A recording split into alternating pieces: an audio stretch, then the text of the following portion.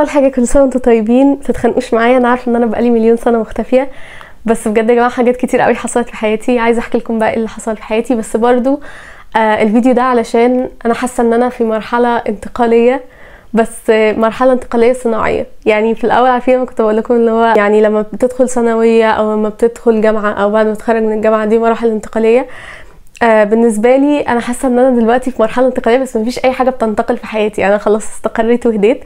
بس هحكي لكم اكتر عشان تعرفوا ايه اللي انا يعني حاليا ليه حاسه ان المرحله دي انتقاليه. بس لو اي حد حاسس بنفس الحاجه وحاسس ان هو عايز يبدا بقى يعني ياخد اكشن شويه، انا بقالي فتره في زون كده مش عجباني خالص، وبقالي حبه يعني ما بعملش حاجه تقريبا في حياتي غير الحاجات المحطوطه عليا، ومش حاسه ان انا واخده كنترول في حياتي، فاهمين قصدي؟ فعايزه اشارككم بس بدون الدخول في اكثر من ذلك. الفيديو هيبقى بيتكلم عن ايه الحاجات اللي انا بعملها دلوقتي علشان اجهز المرحله دي، وهحكي لكم شويه حاجات عن اللي حصلت معايا. اهلا، انا نيره وويلكم تو نيريتي. طيب احكي لكم بقى شويه حاجات. اول حاجه، انا اتخرجت في شهر مايو 2023. تعرفين انا كنت بدرس في جامعه كانت بتخلينا نسافر دوله جديده كل ترم، فهي الجامعه طبعا كانت يعني مش شقلبه حياتي، وهي كان فيها حاجات كتير يعني مختلفه عن الجامعات التانية في امريكا. هي جامعه امريكيه موجوده يعني مكانها في سان فرانسيسكو، وانا قضيت اخر سنه كلها في سان فرانسيسكو، والسنه دي كانت تقيله شويتين 3 عليا علشان كان في حاجات كتير قوي بتتغير في حياتي، وكمان كنت محتاجه الاقي شغل، كنت محتاجه ان انا يعني لما اتخرج اجهز لمشروع التخرج، كنت مش عارفه هقعد فين اصلا، هعيش فين، ما فيش اي حاجه انا متحكمه فيها في حياتي، ومش عارفه ايه اللي بيحصل، وعليا شغل كتير قوي. فالفتره دي يعني كانت مليانه حاجات كتير.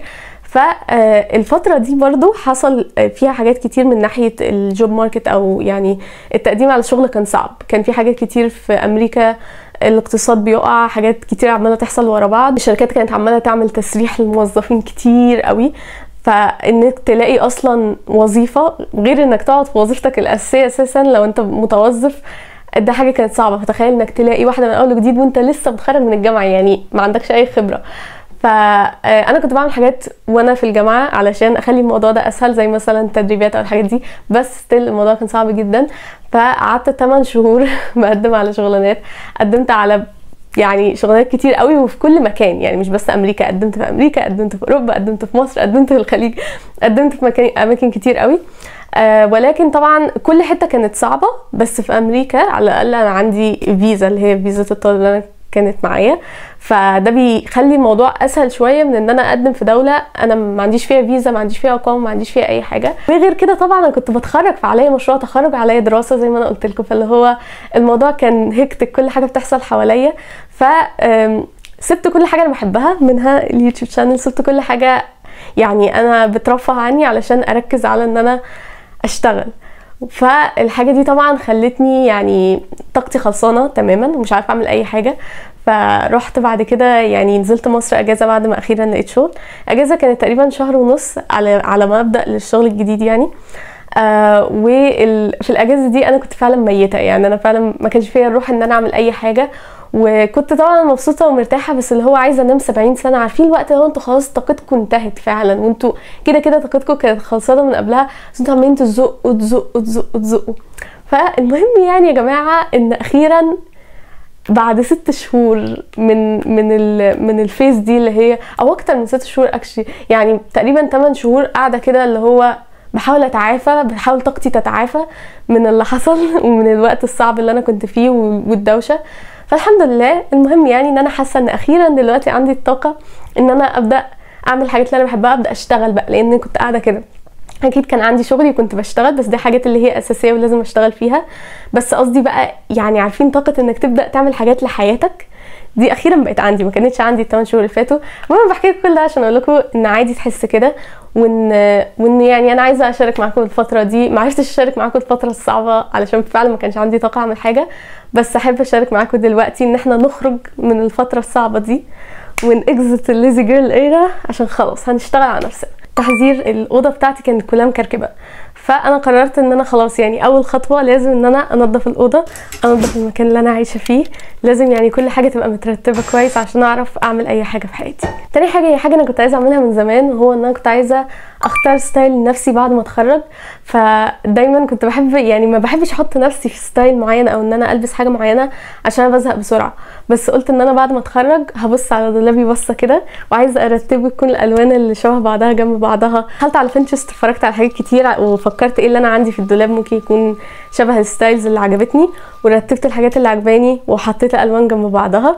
تالت حاجه بقى في الريست ده هو الجورنالينج، وهي حاجه انتوا عارفين ان انا يعني بحبها جدا وحاجه ملازماني، وهو ان انا اكتب افكاري، اكتب ايه اللي انا حاسه بيه دلوقتي، حاجات بتحصل مثلا في حياتي. جورنالينج عامه حاجه بالنسبه لي مهمه، بحب يعني اكيد ان انا ممكن ارجع اشوف انا كنت بفكر ازاي او كده، بس الاصل مش ان انا ارجع على قد ما هي ان انا احط الحاجات اللي في دماغي في مكان. بدات اكتب كذا حاجه. اول حاجه انا حاسه بايه دلوقتي، الافكار اللي في دماغي، ليه اصلا عايزه اعمل الخطوه دي، وانا فين دلوقتي، وايه الحاجات اللي انا ممكن ابقى عايزه اشوف نفسي فيها بعد سنه مثلا. خلصت الحته دي بدات اكتب بقى الحاجه اللي هي يعني اركز عليها في خلال ال3 شهور دول.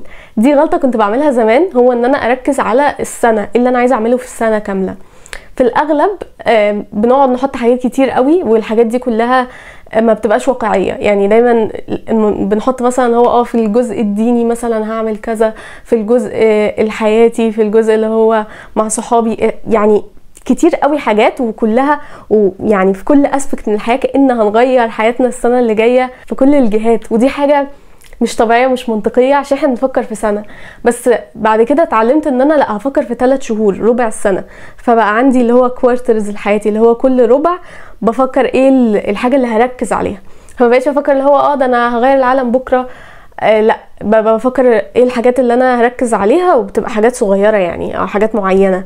فانا ال3 شهور الجايين هبقى بركز اكتر على التنميه العمليه والمهنيه، عشان الفتره دي في حياتي هي اكتر فتره انا هيبقى عندي فيها حريه ان انا اشتغل على نفسي من الحته دي، وان انا يعني اكسب مهارات واكسب خبرات اكتر من غير ما يبقى عليا مسؤوليات، من غير ما ابقى يعني انا لوحدي دلوقتي. فاللي هو فرص قدامي وعايزه اتعلم اكتر، وعايزه اتعلم مع نفسي واتعلم في الشغل برضه. بس فبدات اكتب بقى عن حاجات معينه اللي عايزه اتعلم عنها وهركز على ايه بالظبط في الفتره دي.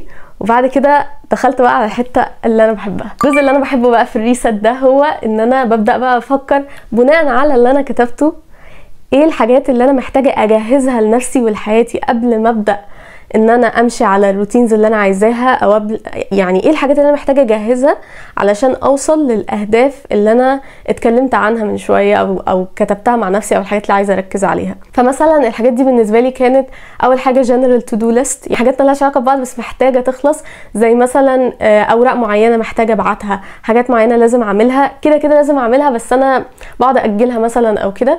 بالنسبه لي المكان ده بيفضي دماغي عشان ما اقعدش اقول لنفسي ده انا كان المفروض اعمل كذا، ده كان المفروض اعمل كذا. فالمكان ده ان انا يعني اسيت اب حته كده عندي في النوتس بتاعتي تكون فيها جنرال تو دو ليست كده، يعني محطوط فيها كل حاجات الديدلاينز بتاعتهم وكده. دي حاجه مهمه بالنسبه لي، فعلا خلتني اشطب حاجات كتير. حاجات كتير كانت تاخد مني 10 دقايق مثلا بدات فعلا اشتغل فيهم لما حطيتهم على الجنرال تو دو ليست دي، عشان اجهز ان انا ادخل مرحله فيها نظام اكتر. يعني تاني حاجه في الحاجات اللي جهزتها هو التولز بتاعتي، ايه الحاجات اللي انا هبقى بستخدمها كل يوم. بالنسبه لي انا بستخدم حاجه زي نوشن، لو تعرفوا نوشن، اسمها كودا. هو نوشن وكودا الاثنين كنت بستخدمهم فتره من حياتي، بس انا بحب كودا اكتر.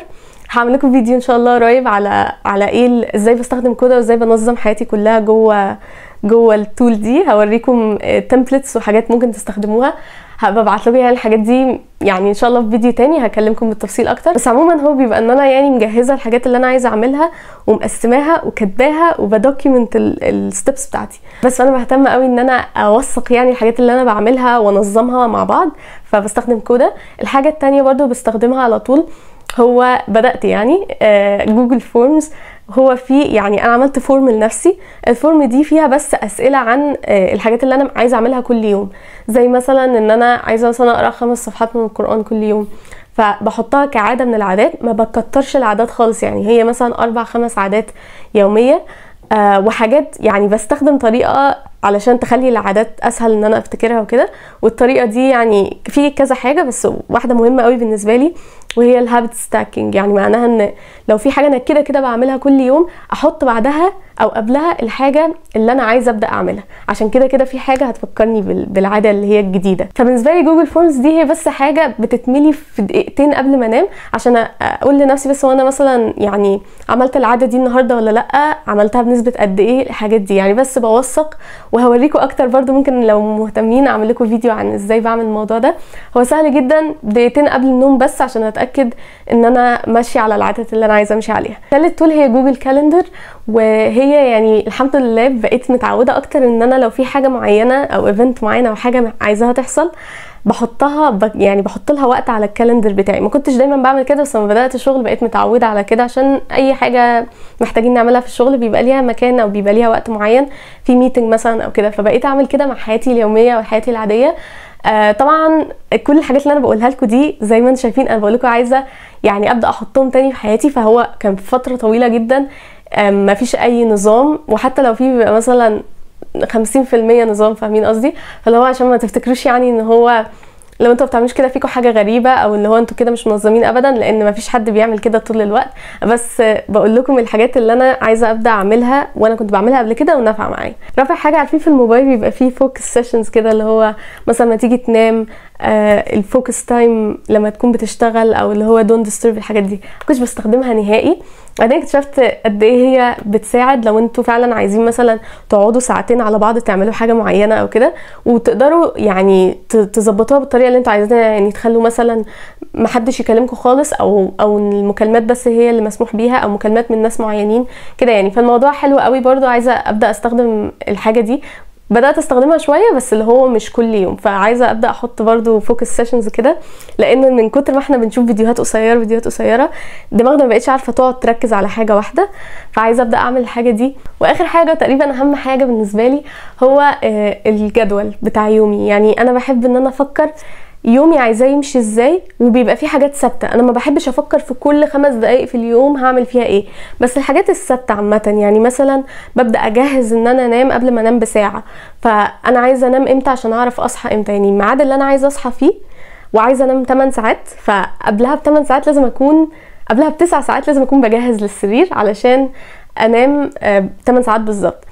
فكرة بقى النوم يا جماعة، يا لهوي، انا مشكلتي لما بدأت الشغل ما بقاش عندي حرية او flexibility في الجدول بتاعي. فبقيت اللي هو لا، انا فعلا لازم انام في وقت معين، لاني هصحى في وقت معين، لازم كده كده كل يوم هصحى في وقت معين. فاللي هو لو ما نمتش في وقت معين فانا هنام قليل. فاللي هو الموضوع ده بقى بجد يعني كان بيجيب لي صداع، ان انا لازم انام في وقت معين، والا هبقى مصدعه طول اليوم لاني مش هكون نايمه كويس. ففكره ان انا انام دي حاجه مهمه جدا بالنسبه لي. وساعات طبعا ببقى اللي هو انا عايزه اعمل حاجه، عايزه اقعد مع صحابي مثلا او كده، بس لا، النوم اكتشفت اهميته. احنا هنشوف مع بعض يعني هل هلتزم بهذه الاشياء، هذا مثلا نعرفه في الحلقه القادمه. بس المهم ان احنا هنقرر وهنخطط وهنبدا عادي. لو حصل اي حاجه هنرجع تاني عادي. بس فانا بحب افكر بقى في الجدول بتاعي هيكون ماشي ازاي، هنام في ميعاد ايه، هصحى في ميعاد ايه، الصبح ايه الحاجات اللي عايزه اعملها. بيبقى في عادات صغيره قوي كده انا اوريدي كنت بعملها ومريحاني وبسطاني وبتخلي ايامي جميله، زي جورنالينج الصبح، بس مش اللي هو يعني عندي جورنال بكتب فيه افكاري وحياتي وبياخد وقت ان انا جورنال يعني نص ساعه على الاقل، وعندي جورنال تانية بتاخد 5 دقايق، وهي اوريها لكم اهي. دي بتاخد 5 دقايق بالظبط. سوري انا اصلا مش فاتحه.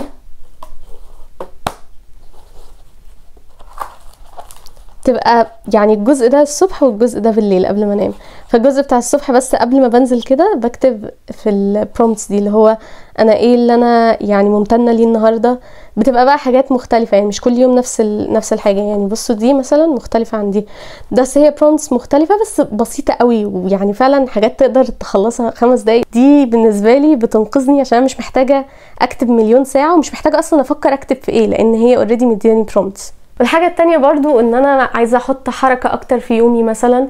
فقبل ما انزل 15 دقيقه كده استخدم المات الجميله دي واتحرك شويه. انا طبعا الاول لما كان جدولي فليكسبل، اما كنت صغيره وجميله قبل ما ابدا شغل، كنت بروح الجيم بقى وحياتي يعني فيها مساحه. دلوقتي ان انا اروح الجيم بعد الشغل يعني انا بموت نفسي، لان اصلا برجع ميته وتعبانه ومش قادره اعيش، ومش عارفه ايه اللي دخلني في عالم الكبار ده، وحاجه بتبقى صعبه. ولو رحت الصبح بيبقى وقت احسن بكتير وكل حاجه. بس احنا لسه متكلمين عن النوم، فاكرين النوم؟ فاللي هو ما بتنفعش قوي يعني ان انت تطلب من نفسك تنام عشان تصحى الساعه 5 الفجر عشان تروح تتدرب. دي حاجه ما بتنفعش قوي، فدي ان شاء الله هتساعدنا، ويا رب هنشوف زي ما قلت لكم، هنشوف ايه اللي هيحصل. انا قلت لكم الحاجه الاخيره، بس هي ما كانتش الحاجه الاخيره. الحاجه الاخيره بجد بقى في النقطه دي هو ان انا بحب افكر ايه الحاجات اللي بتديني طاقه وايه الحاجات اللي بتاخد مني طاقه. يعني في حاجات بتخليني عايزه اعمل حاجات اكتر ومبسوطه ومتحمسه، في حاجات بتخلص طاقتي، وانا لما طاقتي بتخلص يا جماعه بجد بيبقى حاجه صعبه. عشان شخصيتي بتبقى ان انا بحب اتكلم مع الناس، بحب اخرج، بحب اقابل ناس جديده. شوفوني بقى وانا ما عنديش طاقه، اولا بنسى الكلمات مش بس ما بحبش اتكلم مع ناس، انا بنسى الكلمات. ببقى عايزه اقعد في اوضتي كده ما حدش يكلمني، ولا حتى اصلا عايزه اقعد في اوضتي ارتاح. انا حاسه مش عايزه ارتاح، انا عايزه اقعد كده اسكرول مثلا. يعني الموضوع بيبقى صعب، عشان كده انا محتاجه افكر دايما ايه الحاجات اللي بتاثر على طاقتي بالسلب واحاول اقللها. مش دايما هتعرف تشيل كل الحاجات اللي بتاثر على طاقتك بالسلب، بس حاول تعتزل ما يؤذيك. الحاجات اللي بتخليني عندي طاقه اكتر وابدا احطها في يومي، زي مثلا لما بشرب ميه كتير باخد بالي ان طاقتي فعلا بتفرق. لما باكل سكر كتير طاقتي بتعمل كده، يعني ببقى مبسوطه قوي قوي قوي، فرحانه وعندي طاقه، ممكن اخلص كل حاجه في العالم واخلص كل الشغل اللي ورايا، وبعد كده ببقى اللي هو محدش يكلمني. طبعا بعد كل هذه التجهيزات ما نقدرش ننسى الشاور ريست اللي بجد بقى هو خلاص احنا داخلين على ايرا جديده. ان شاء الله هتبقى فتره حلوه علينا مع بعض. انا متحمسه قوي يعني نبدا مع بعض. عايزاكم بقى بعد الفيديو ده فعلا تبداوا تجهزوا للفتره دي باي شكل انتوا شايفينه يعني هيبقى مناسب ليكم. وبس اكتبوا لي في الكومنتس يعني ايه الحاجات اللي انتوا مهتمين تركزوا عليها في الثلاث شهور الجايين دول او ال 12 اسبوع دول. وانا عايزه يعني ان شاء الله نقضي الوقت ده مع بعض ونشوف احنا بنوصل لايه مع بعض. ان شاء الله هيبقى فتره حلوه، بس stay tuned.